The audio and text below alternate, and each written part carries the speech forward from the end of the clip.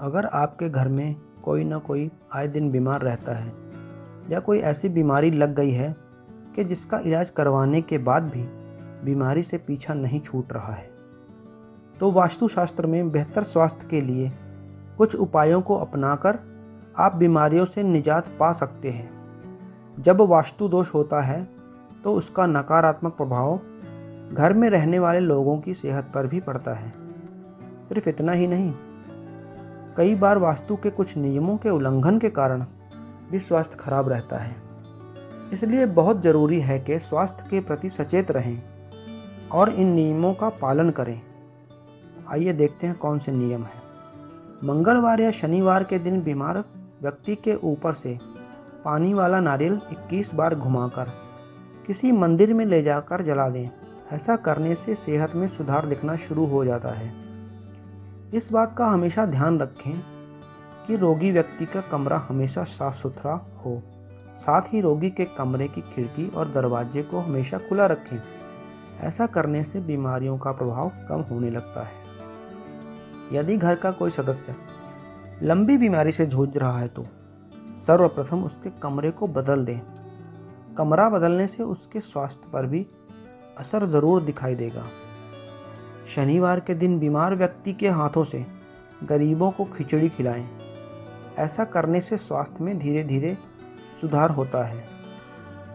इस बात का खास ध्यान रखें कि जिस कमरे में मरीज सो रहा है उसे कभी भी पूरा बंद ना करें।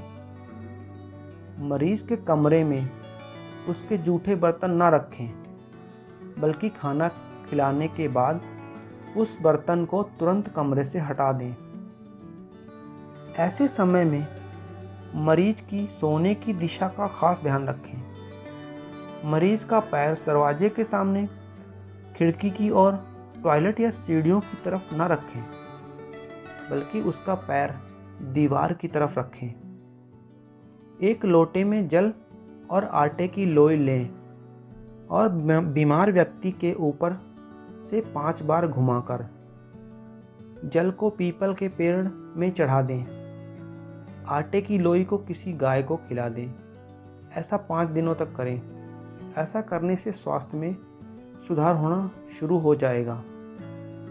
बीमार व्यक्ति के हाथों ज़रूरतमंदों को दवाइयाँ या ज़रूरत की चीज़ें भी दान करवाने से ग्रह नक्षत्रों का प्रभाव खत्म हो जाता है। रोगी व्यक्ति से शनिवार के दिन पीपल के पेड़ में जल चढ़वाएं और शाम को तिल के तेल में दीपक जलाएं।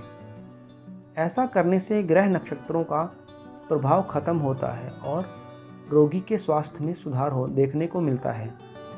ज्योतिष शास्त्र के अनुसार बीमार व्यक्ति के कमरे में कुछ हफ्तों के लिए मोमबत्ती जलाकर रखें। ऐसा करने से व्यक्ति के कमरे में सकारात्मक ऊर्जा का संचार होता है। बीमारियों से छुटकारा पाने के लिए घर में नमक के पानी का पोंछा लगाएं। इससे घर की नकारात्मकता खत्म होती है और पॉजिटिव एनर्जी बढ़ती है। कई बार हमारे घर के आसपास या हमारे घर के मुख्य दरवाजे के सामने गड्ढा आदि बना होता है, जिसे हम ध्यान में नहीं लेते।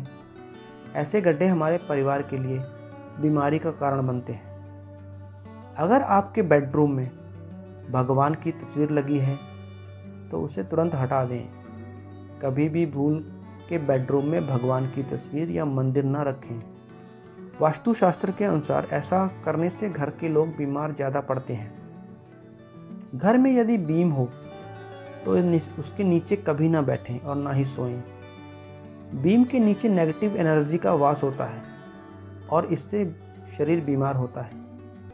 हर पूर्णिमा को भगवान शिव परिवार की पूजा करें और अपने परिवार को निरोगी बनाने की प्रार्थना करें।